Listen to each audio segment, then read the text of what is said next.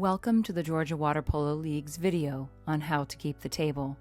We will be covering the jobs of calling the game and recording the game. Clock keeping will be covered in another video. To jump straight to a specific section of the video, we have provided timestamps.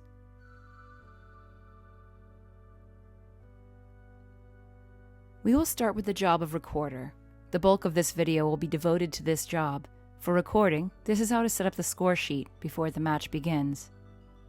This upper left section is where we record the date, time, location, team names, and whether they are white or dark. This highlighted upper middle section is where we record the names of our dear refs. The center left section is where we record the team roster, their cap numbers, and where we tally their personal goals and exclusions. Here is the subsection of the roster designated for goalies. Encircle the cap number of the starting goalkeeper. If there is a goalkeeper substitution, be sure to record the goalkeeper sub in this section. This is where we write the names of the head coach and assistant coaches. Here is also where you can note when, if, that specific coach received a yellow card. This is where all the running action is kept. It's a blow-by-blow account of the game. Each game will consist of 2 score sheets side by side. Make a habit of keeping the white on the left and the dark on the right. The progress of game will begin on the white sheet and continue on to the dark sheet. We all love goals. Let's talk about how to record them. Begin over in the progress of game section. Let's zoom in to get a good look at it. First, indicate the time on the game clock at the time of goal. Then write the cap number of the player who scored in the correct column. Then make your notation in the remarks column. We will write G for goal. And to finish up this first step, note the score. White score followed by dark score. I've written 1-0. The next step is to tally the goal over in the personal section of the player roster. Find white player cap number 4 and mark 1 tally mark in the first quarter. Now you're done recording that goal. If it's a fast-moving game and activity is happening too quickly, you can always record goals at the end of the period. Now let's talk about a water polo inevitability. Fouls. If you aren't fouling, are you even playing? Fouls are recorded much like goals, beginning in the progress of game area. This particular foul occurred at game clock time 5:15. Dark cap number 11 was excluded. If it was a penalty, also known as a 5-meter, you would write P for penalty, E game for misconduct, E game FM for flagrant misconduct, and then there is no need to update the running score, so leave this blank. Then head over to the record fouls in the personal roster section. Find the dark team's roster and then the appropriate player, and for the player's first foul, write E1, E to indicate the type of foul, and 1 to indicate the period. If player 13 committed a penalty in the third period, the notation would look like this. Oh, it looks like dark player number 7 committed misconduct in the third period. Mark through the rest of his boxes to indicate he was rolled from the game. When play gets really heated, cards can be given to players in the water, coaches, and the bench. Note them first in the progress of game area. Note the time on the game clock, the proper letter in the team column, and then yellow for yellow card. No need to update the running score column, so leave this blank. Moving on to timeouts. You guessed it, begin over in the progress of game section. Time, an X in the team column to indicate which team called a timeout, hint it has to be the team in possession of the ball, and then TO for timeout in the remarks column. Timeouts have a little special section between the roster and the coaches. The 2 orange highlighted boxes on the left are 1-minute timeouts. Mark Q and then which period the timeout was called. For example, Q1 would be a timeout called in the first quarter. The pink highlighted box is a 30-second timeout.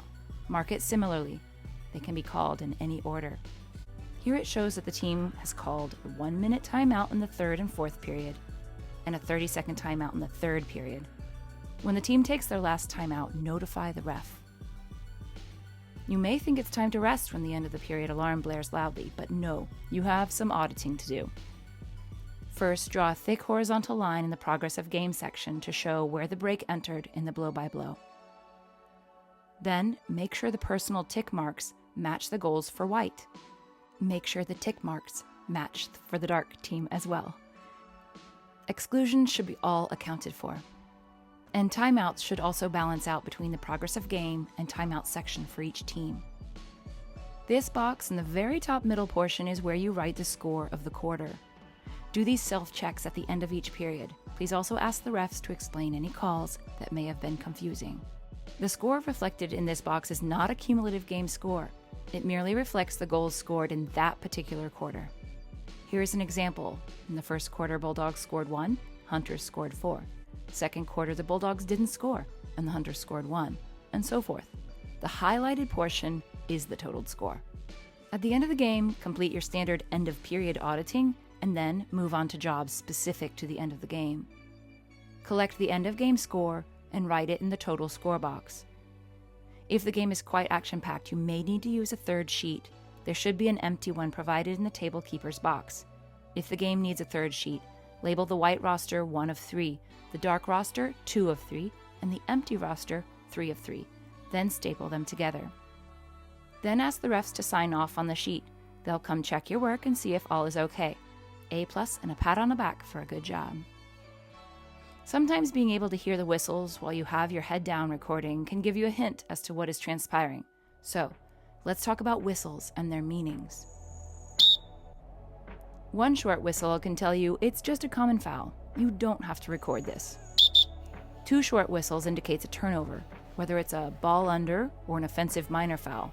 You do not need to record this, so keep on floating. 3 short whistles. Hey, pay attention. You'll need to jot this down because it's an exclusion. 1 long whistle, and the ref has their hand open like a high five and fully extended up.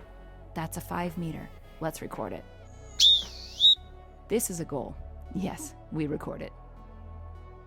The hand signal for a 5 meter is helpful, and there are other signals, so let's talk about them.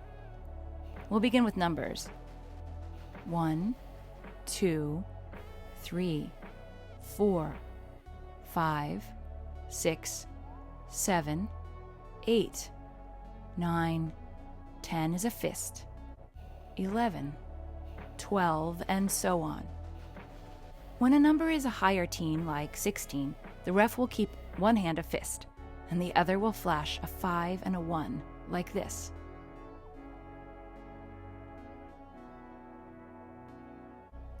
This swiping from high to low lets the teams know period has started, the timeout is over, or that the player taking the 5 meter can now shoot.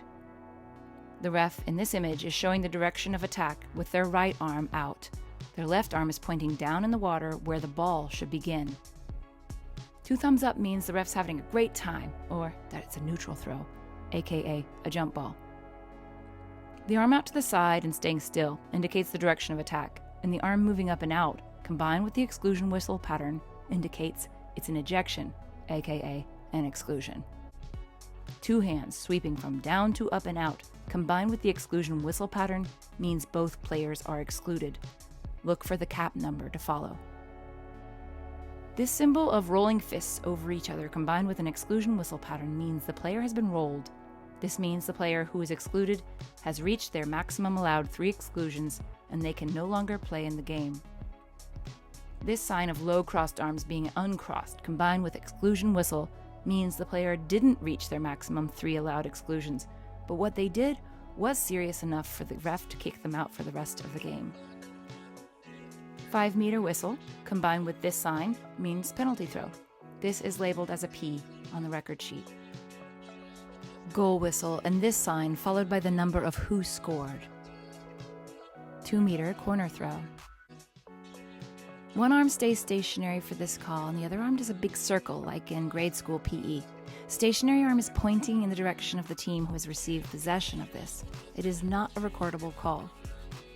This is a minor foul. The arm to the side indicates the direction of possession. The arm up lets the player know that not only can they pass or drive, they can shoot.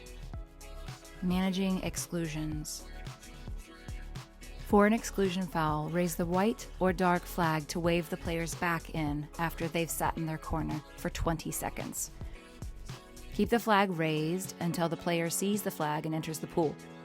Keep the flag up for several seconds after. so that the ref can see. To determine the time of re-entry of an excluded player, either subtract 20 seconds from the foul, if you can do this without borrowing, or add 40 seconds and subtract 1 minute. Raise the red flag to indicate that player is excluded for the remainder of the game.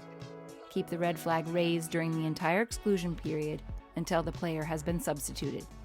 If 2 players are excluded simultaneously and this foul is the third personal foul for one of the players, raise, in the same hand, the flag corresponding to the color of the cap of the player with a third personal foul, together with the red flag to signify that player has 3 personal fouls.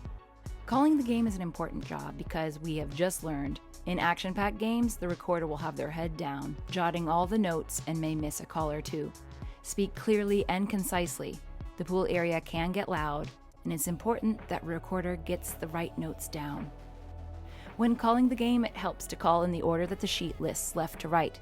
The leftmost column in the progress of game is the time, so right after the ref makes a recordable call, check the game clock and call the time. Then look back to the ref for the cap number and call it and the color. Then make the remark, goal, exclusion, penalty, timeout. The way this particular call will sound is 5:34, 4, white, goal. Then double check with the clock keeper that the score total matches. This video is created with consent from Georgia Water Polo League, who is a member of the USA Water Polo organization.